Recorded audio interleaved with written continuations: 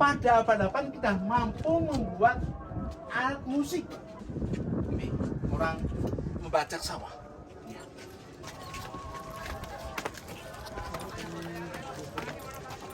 Bawah ini pondasinya apa Pak? Di bawah batu tanah. Tanah kemudian dikurangi dikasih fondasi.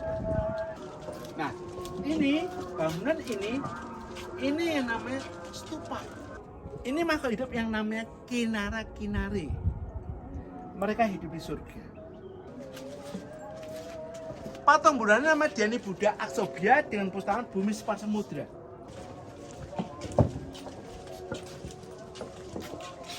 Dhyani Buddha Ratna Sambawa dengan pustakaan Varamudra. Nah, kalau kita lihat di sini selain tadi, ternyata kunci gapura ini berada di batu yang seperti huruf E ini, Pak.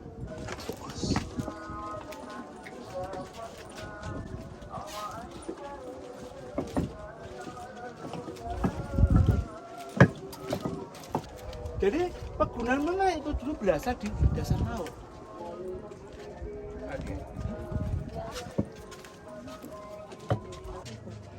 Puruk Setumbu, tempat yang bagus untuk melihat matahari terbit. Untuk lihat jembatan ya, untuk lihat bahwa nenek moyang kita itu adalah orang yang sangat jenius. Bapak Ibu, walaupun ini sudah ternyata pada abad 8 nenek moyang kita sudah memiliki kemampuan untuk membangun jembatan.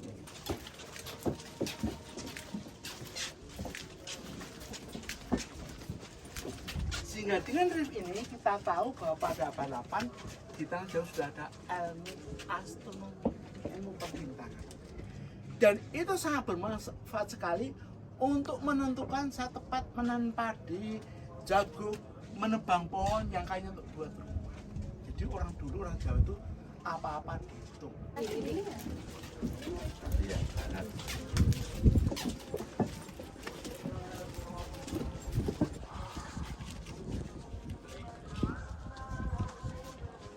Jadi dalam stupa itu ada patung Buddhanya, ada satu atau dua yang kosong. Nirwana, Maha Nirwana, Maha Parinirwana. Dan stupa ini tuh yang dinamakan yang ada namun tidak ada.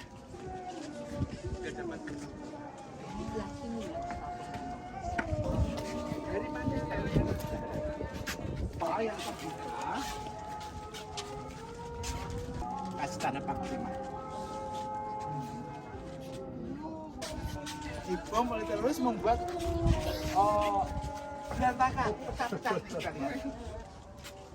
Itu yang namanya Gunung Tidar di Kota Magelang. Karena menurut kepercayaan Jawa, kalau Pulau Jawa itu tidak ada Gunung Tidar, maka Pulau Jawa itu akan hanyut, tenggelam atau jatuh.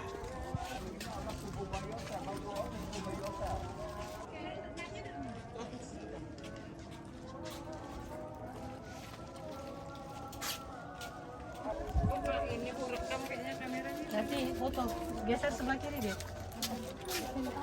Oke. Menggambarkan kebiasaan masyarakat di mana orang suka buat Special tobacco. orang suka ngumpi, The tobacco that processes from the sun. kalau sudah biasa ngumpi membicarakan kedua orang, maka karena ya Pak, dia akan lebih baik.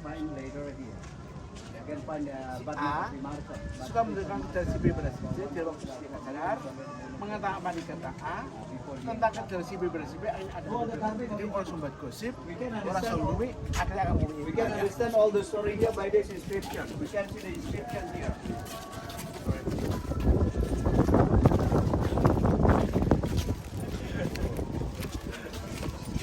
Yeah, this is the inscription. Menggambarkan tentang seorang laki-laki yang sedang sakit. Orang kita suka hidup gotong royong, orang kita suka saling tolong, sehingga tanpa diminta pasangan datang memberikan pertolongan. Dengan diwujudkan ada memberikan kepala, tangan, dada. Ada yang nyuapi bubur, ada yang kasih air minum, ada yang membuat jamu tradisional, ada yang membakar air untuk mematikan sang sakit. Nah, setelah dirawat oleh para tangga, sang laki-laki tersebut kembali sembuh, membuat keluarga bahagia, keluarga senang. Jadi kita lihat keluarga tersebut punya 2 anak. Mungkin dulu pada abad 8 di tanah Jawa sudah ada anjuran keluarga beda. 2 anak. Nah, kalau keluarga itu punya sedikit anak, sedikit anggota keluarga, akhirnya mereka bisa hidup beriman. Akhirnya mereka bisa menabung yang mereka simpan di kekayaan yang dijadi oleh kekayaan. Kalau ini menggambarkan tentang kehidupan sebuah keluarga dan orang kaya. Para orang kaya. Nah, karena kaya dia punya perhiasan emas yang besar. Lalu punya seorang anak dan punya 4 orang pembantu dan mempunyai 2 security, satpam. 1 pakai pedang, 1 pakai security. Nah, keluarga itu seperti hidupnya kenapa? Karena semasa mudanya mereka semasa mudanya rajin belajar bantu orang tua, mengasuh orang tua, taat ibadah agama, ya otomatis menjadi perbuatan jelek. Perbuatan jelek yang enggak baik kita ini dicontohkan adalah orang suka mabuk-mabukan. Ada suka mabuk? Betul? Ada suka mabuk ya? Wah, mabuk cinta itu. Ya, ya malah pergi ke diskotik. Ganda. Mal-malsan. Jadi di masa muda orang mal-malsan, tak mau begadang, tak mau mabukan, maka di masa tuanya dia akan keluarga. Jadi kalau ini dia sesungguhnya harus hati bantu orang tua, menerima seorang tua, dan taat menjalankan.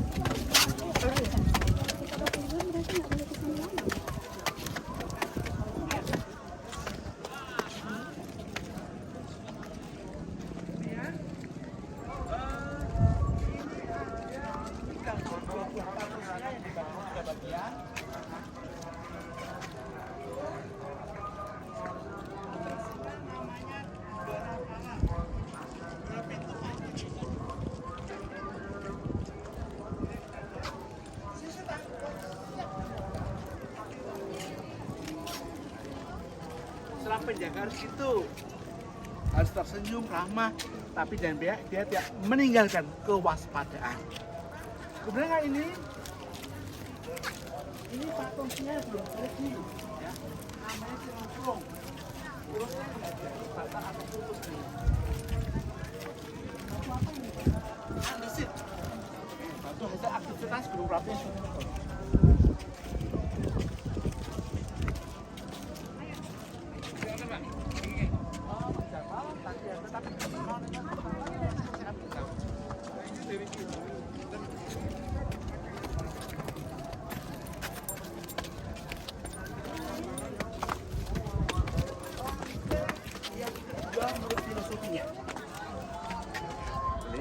Lantai 2 ini ada 3 buah kumpulan cerita. Yang di atas namanya Lalita Wistara menceritakan Siddhartha Gautama atau Sakyamuni, ya. Kehidupan Siddhartha Gautama atau Sakyamuni. Yang bawahnya Awadana menceritakan tentang kehidupan orang-orang dalam suci yang dikeramati, yang dihormati umat Buddha. Dan ada pada bagian menceritakan tentang kelahiran kembali sang Buddha, reinkarnasi dari sang Buddha. Di mana dalam reinkarnasinya sang Buddha itu bisa menjadi manusia, namun juga bisa menjadi binatang. Nah, kita mau muter atau enggak? Kalau muter paling enggak setengah jam. Naik aja ya. Oke, sebelum naik saya hanya mau kasih tahu bahwa Borobudur ini milik agama Buddha, ya. Tapi selain agama Buddha, sebenarnya melihat dari Borobudur kita tahu bagaimanakah kehidupan masyarakat kita pada abad ke-8, ya. Misalnya kita lihat pada abad 8 kita mampu membuat alat musik. Ini kita lihat. Kendang, sering, kecapi. Kita sudah mampu membuat rumah. Kita sudah mampu mengolah tanah, ini kita lihat. Ya. Ini orang membajak sawah. Ya. Kita tidak mampu membuat guci. Jadi kalau kita memutar semua tingkat pertama sampai tingkat yang ke-5 kita putari, maka kita akan tahu kehidupan masyarakat kita pada abad 8. Bahkan kita sampai ilmu astronomi, transportasi, perahu, kemudian kereta itu ada, berbagai macam senjata itu juga ada, panah, tombak, kemudian juga ada pedang. Oke, mari kita lanjutkan.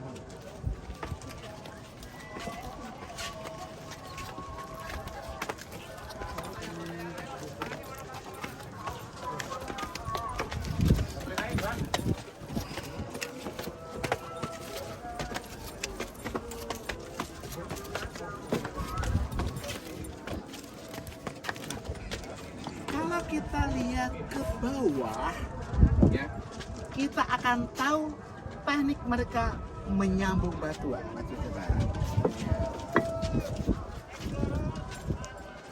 Kita lihat bentuk batu dibentuk seperti huruf L, jadi saling kait mengkait. Kemudian kalau di sini kita lihat antara dua batu dekatkan, tengahnya dikasih lubang. Lubang itu kasih batu, Pak.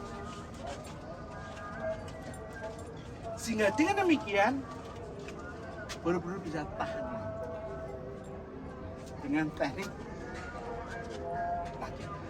Batu dibuat seperti L, banyak dikali lubang, dan katanya ada karet masuk diisi batu. Dan Di bawah ini pondasinya apa, Pak? Di bawah batu tanah. oh gini Pak ya, jadi dalam batu ini semua tanah. Tanahnya. Tapi dulu pernah direhab sehingga ada fondasinya.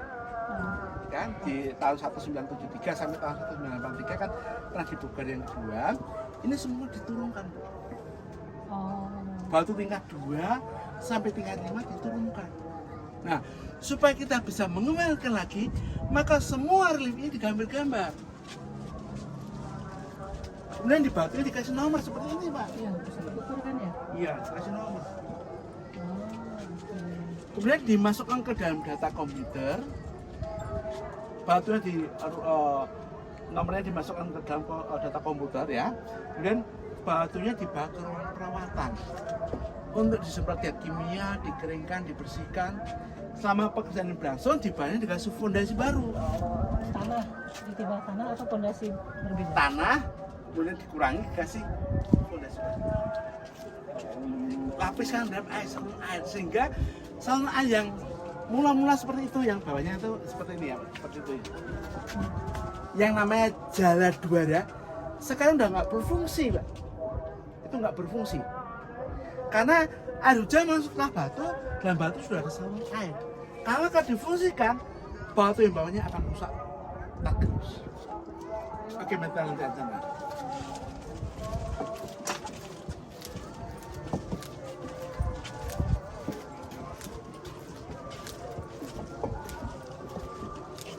Nah, ini bangunan ini yang namanya stupa. Dalam bahasa Sanskerta, stupa itu arti gundukan tanah, tempat orang mau bermati. Namun kalau kita lihat bentuk stupa seperti lonceng yang diletakkan di atas bunga teratai, bagus. Ini ada sejarahnya. Di mana suatu Pangeran Siddhartha Gautama berusia hampir mendekati 80 tahun, kalau belum meninggal 80 tahun, ada seorang muridnya bertanya kepada guru, bagaimanakah cara saya menurut guru jika guru meninggal dunia? Sang Buddha tidak menjawab, namun yang pertama kali memetik bunga lotus bunga. Yang kedua, beliau mengambil mangkoknya, diletakkan di atas bunga teratai dan putar balik. Ini sebagai simbol mangkok sembuh. Yang ketiga, melepaskan jubahnya, dilipat dan menulis keempat, di atas mangkoknya. Nah, yang atas itu adalah tongkatnya sembuh. Kemudian sang Buddha bersabda bahwa bentuk bangunan seperti inilah yang dinamakan stupa. Jika saya meninggal dunia, tolong tubuh saya dikremasi, abu tolong diambil, kemudian disimpan dalam stupa. Jadi fungsi mula-mula stupa ada sebagai tempat untuk menyimpan abu jenazah. Namun dalam perkembangan zaman digunakan sebagai lambang sebagai Buddha dan sebagai museum. tempat untuk menyimpan barang-barang peninggalan dari umat Buddha. Oke, mari kita lanjutkan bersama. Turun dulu nih.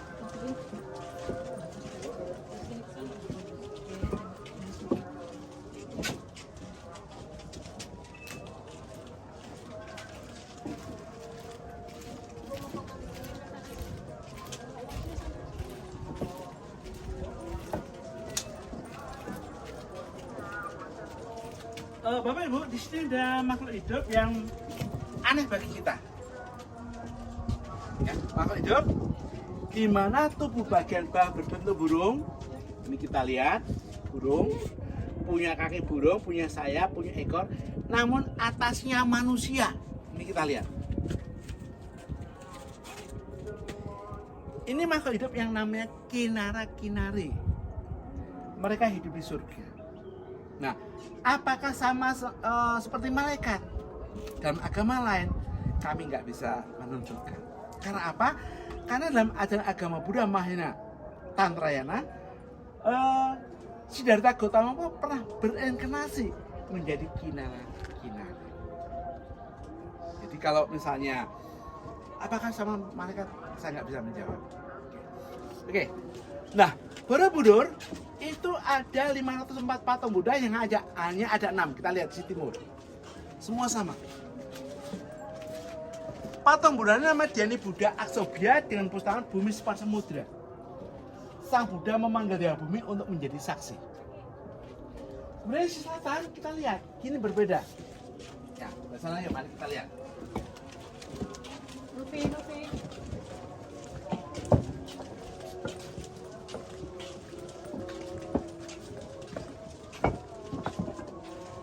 Sini kita lihat ya, selatan gini. Ke sini Pak. Kita lihat. Dhyani Buddha Ratna Sambhawa dengan pustakan Varamudra. Sang Buddha suka memberi.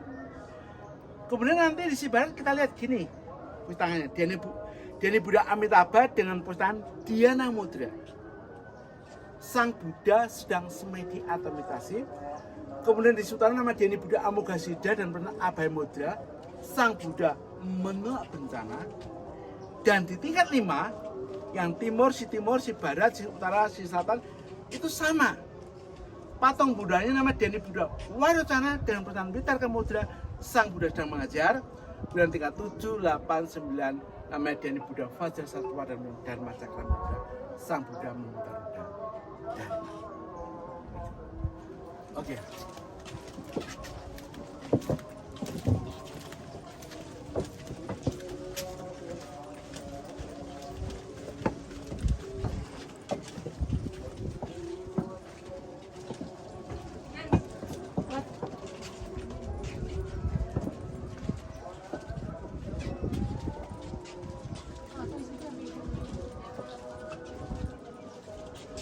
Seperti apa yang saya bilang tadi, bahwa pintu yang dibuka hanya pintu timur dan pintu barat. Pintu timur naik, pintu barat turun. Ini kita lihat. Ini ditutup. Nah, kalau kita lihat di sini, selain tadi untuk membuat gapura seperti apa, ternyata kunci gapura ini berada di batu yang seperti huruf E ini, Pak. Nah, sehingga demikian kalau ada tekanan dari atas, maka akan disalurkan ke kanan ke kiri. Nah, ini akan naik, ini akan sebelah sini akan naik. Namun karena ada batu ini, maka nggak bisa. Jadi ini pemerkuat sambungan. Jadi kalau ini nggak ada batu ini ya untuk Oke, mari kita naik yuk. Oi.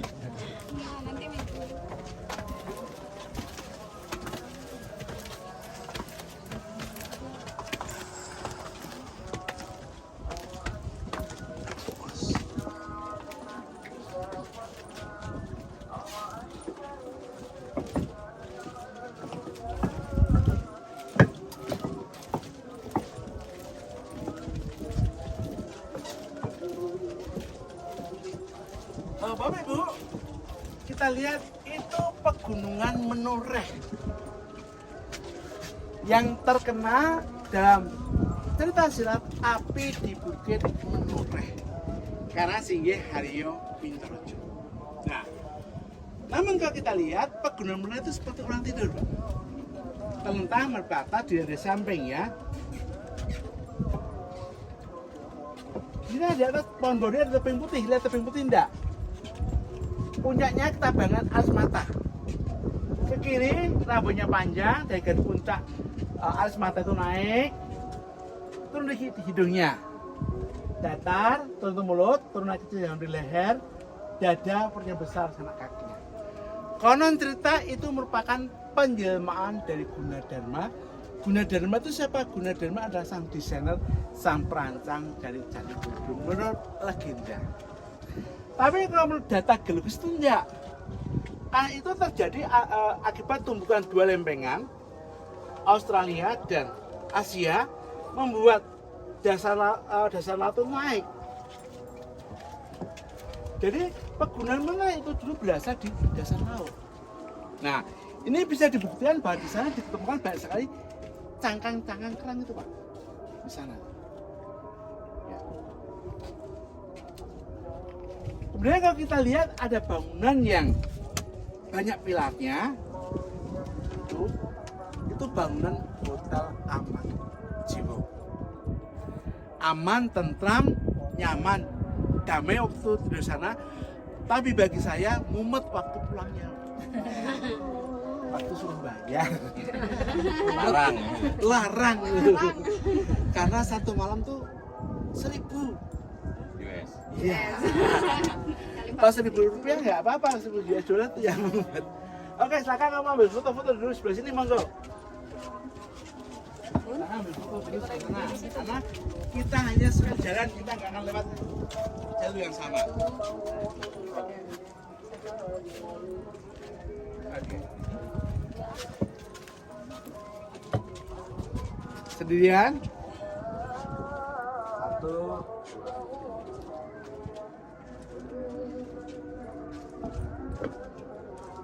Oke, Mak.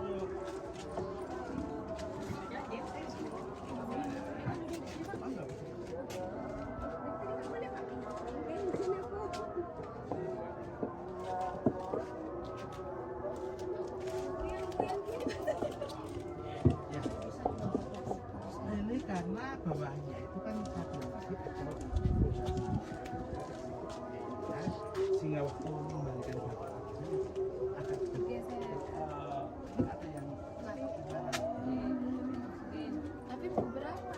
iya karena selanjutnya lepes-lepes seperti ini. Jadi kemarin aku yang ikuti biksu Osho itu Kak, biksu dari Thailand. Jadi di sini orang itu kayak berdoa gitu atau Waktu itu kan ketahui itu di sebelah belakang. Ya, Pak. tapi lumayan jauh loh perjalanan Iya, itu. perjalanan. Aku ngikuti dari Thailand soalnya. Thailand ke sini. Oh,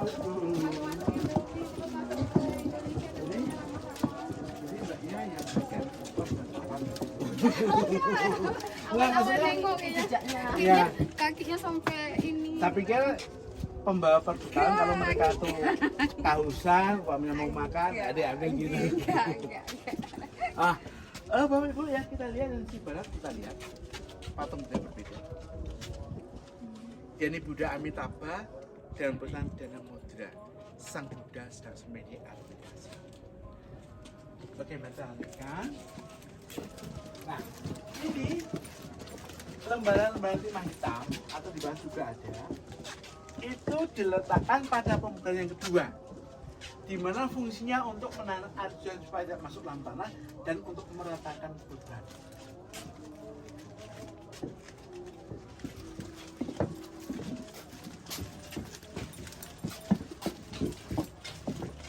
Jadi cara ngikat sampai itu begitu ya?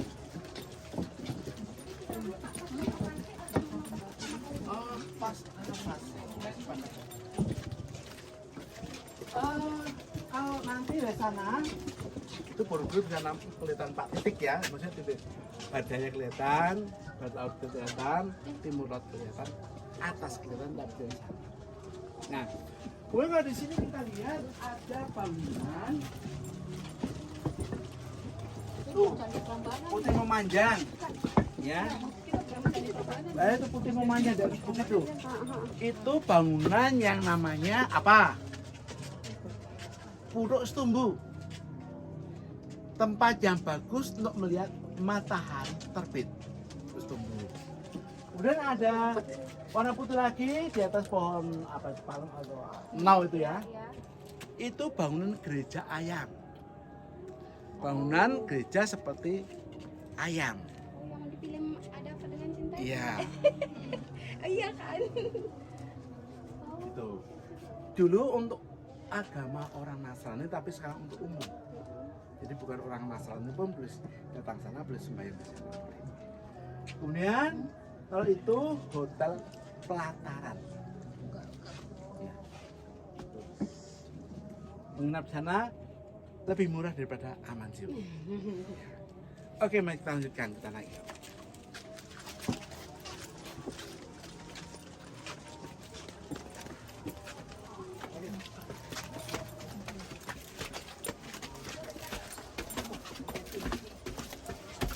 Oke, kita muter ke sana untuk lihat jembatan ya.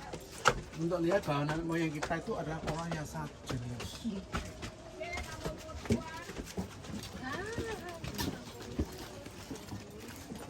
Di atas lebih amazing lagi.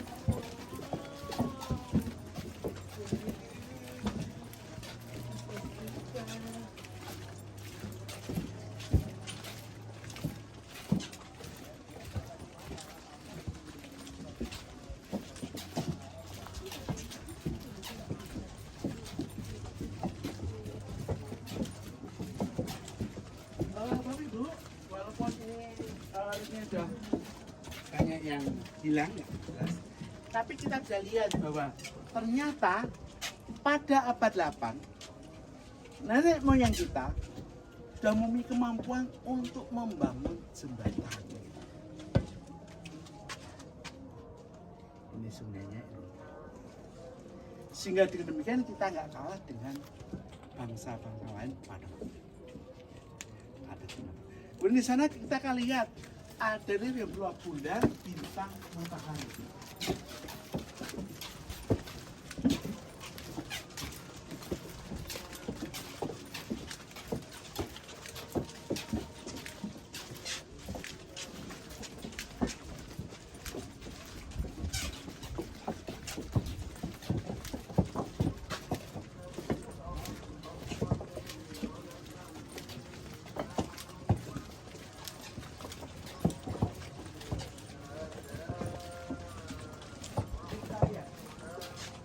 Ada relief yang menggambarkan bulan, bintang, matahari.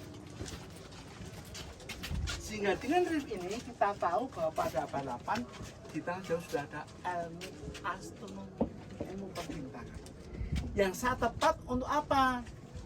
Selain menentukan arah di laut ya, juga menentukan saat tepat menanam padi atau jagung atau menebang pohon yang kayaknya untuk buat rumah.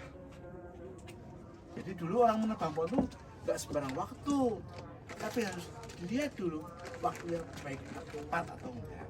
Nah, dalam masyarakat Jawa itu satu hari itu digunakan 4 tahun. Ya, Masehi, betul? Hijriah, tahun Jawa. Tahun Jawa itu hampir sama dengan Hijriah, hanya tepat 76 atau 70 berapa ya. Jadi lebih tua dari Jawanya. Kemudian yang terakhir adalah Pranoto Mongso. Pernah mendengar? Ada orang Jawa enggak? Saya. Bapak tahu? Oh ya. Pranoto Mongso ya. Pranoto Mongso itu dimulai bulannya bulan Juli. Diakhiri bulan Juli. Nah, 1 bulan itu nggak sama waktunya, harinya nggak sama. Ada 21, 22, 23. Namun ada juga yang 41, 42, 43. 1 bulannya. Dan itu sangat bermanfaat sekali untuk menentukan saat tepat menanam padi, jagung, menebang pohon yang kayaknya untuk buat rumah. Jadi orang dulu, orang Jawa itu apa-apa dihitung. Bukan hanya membuat rumah, kawin aja dihitung. Hanya baik juga. Ya, mau pergi kemana? Dihitung dulu. Cocok atau enggak? Betul enggak, Pak? Beton. Betul. Ya. Oke, betul. Sana yuk. Ya. Nah, dalam masyarakat Jawa, satu hari itu ada 2 nama loh ya. Tahu nggak Bu? Oh, Bapak tahu nggak? Oh, aku apa tahu. Siapa tahu kalau punya suami orang Jawa.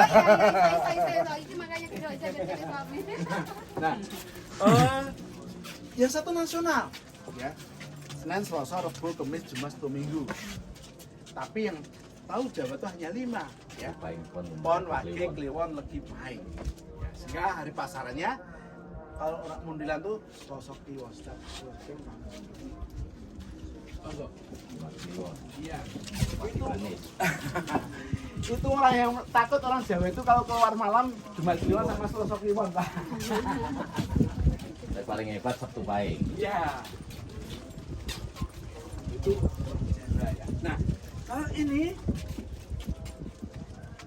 pohon kalpataru. Pohon kalpataru adalah pohon jika diminta apa saja akan menghasilkan buah sesuai dengan permintaan orang tersebut. Nah, kita lihat 3 orang memohon soto, pohon kalpataru berbuah. Kendang, lonceng, kipas, ada seruling, ada keciper, kecapi, ada palu. Nah, mungkin kalau orang modern mungkin minta BMW, minta dolar, biar dolarnya nggak naik. Nah, sesuai dengan filsafat ini, maka pada zaman Orde Baru, pohon kalpataru digunakan sebagai lambang lingkungan hidup. Karena lingkungan hidup jika kita pelihara, kita jaga, apa yang kita minta bisa dijaga. Oke, kita lihat ya, kita 5, doanya kita gini, mengajar.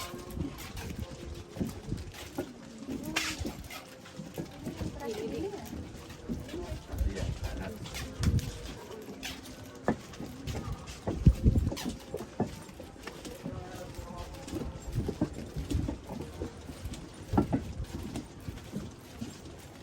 Nah, kita sudah sampai di pintu timur lagi Jakarta sekali utara. Tadi kan dari sana. Mari kita naik yuk.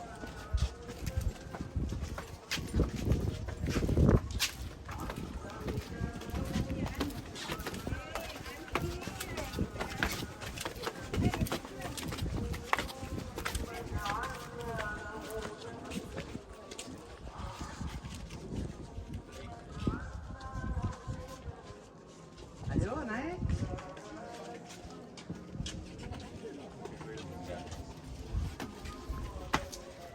Tingkat ini ada berbeda dengan tingkat yang di bawah ya. Tingkat ini berbeda dengan tingkat bawah dan berbeda dengan tingkat atas. Perbedaannya apa? Yang pertama di tingkat ini sudah nggak ada reliefnya, sudah nggak ada gambar timbulnya. Yang pertama. Yang kedua, sisi luar berbentuk persegi-segi. Lain sudah. Nah, persegi-segi sebagai simbol apa? Bagi kehidupan manusia itu masih terbentuk. Dengan tingkat. Tidak ada awal. Jadi kehidupan di dalam ini sudah.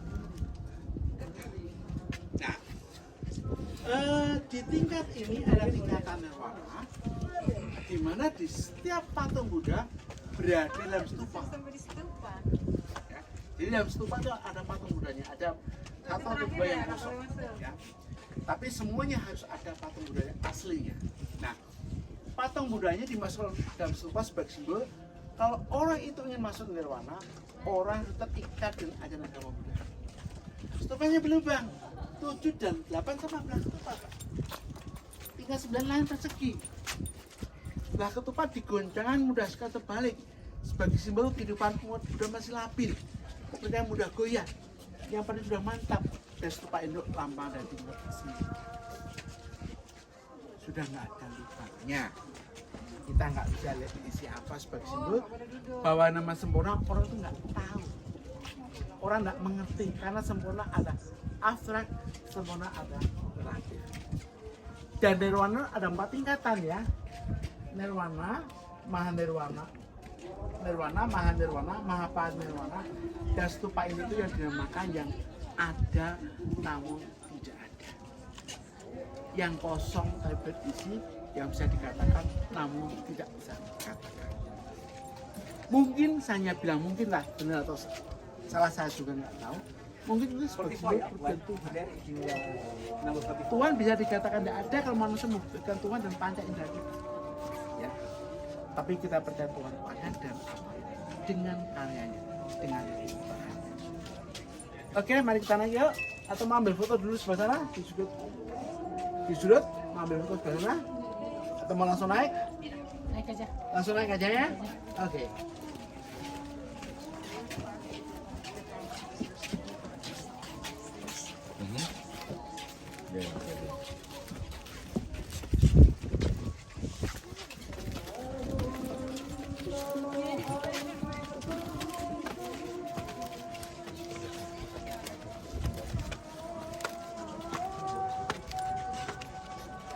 Bapak Ibu, kalau dulu Bapak Ibu pola masukin tangan, dia dapat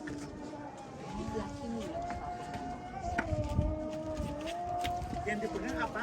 Itu kakinya. Dari mana kalian?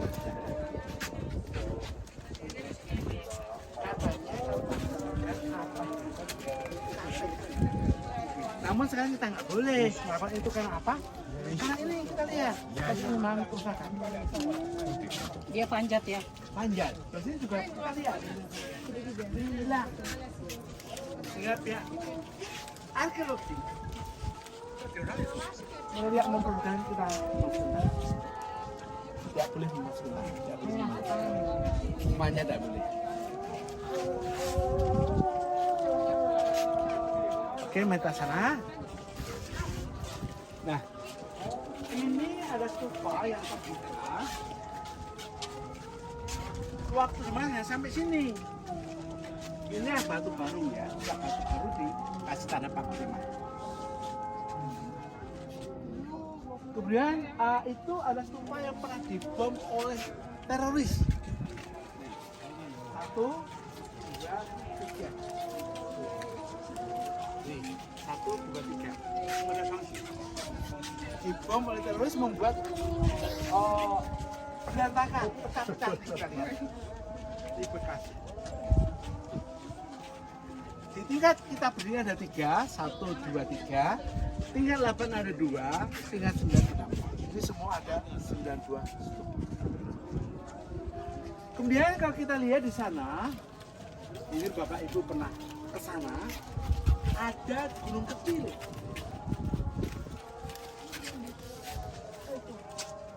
Gunung apa itu? Mungkin tahu? Itu yang namanya Gunung Tidar di Kota Magelang. Masak bumi. Yang katanya merupakan pakunya atau pasaknya bumi. Gunung apa Pak?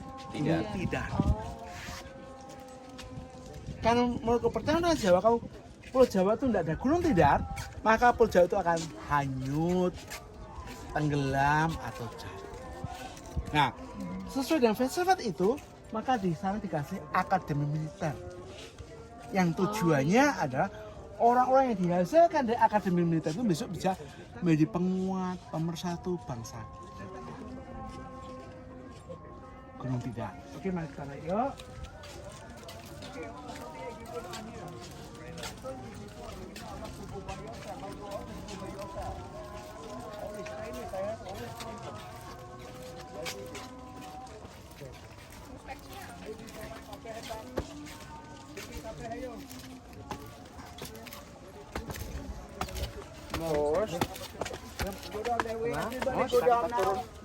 Ayo kita naik. Mari Bapak, yuk ke sana. Mari ayo. Mari Bu, kita naik, kemudian kita turun. Kalau udah maaf ya, karena ini naik ke mana?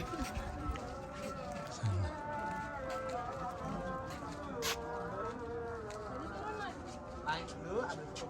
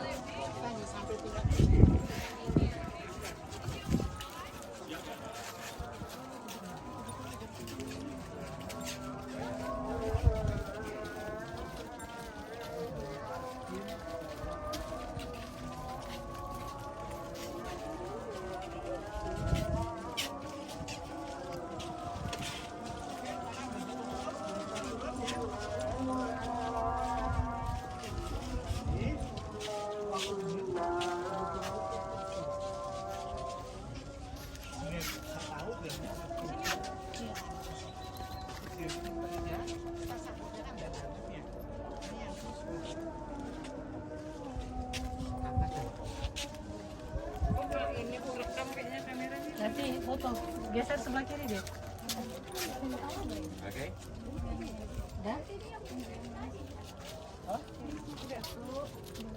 Iya, ini bunga teratai. 1, 2, 3 sama. Mana yang cantik mau Pak? Ya, di sini. Mas, fotoin dong kalau Mas.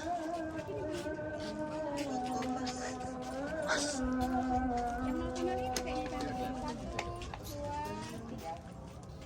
Gak apa-apa lewat tidur. 1, 2, 3.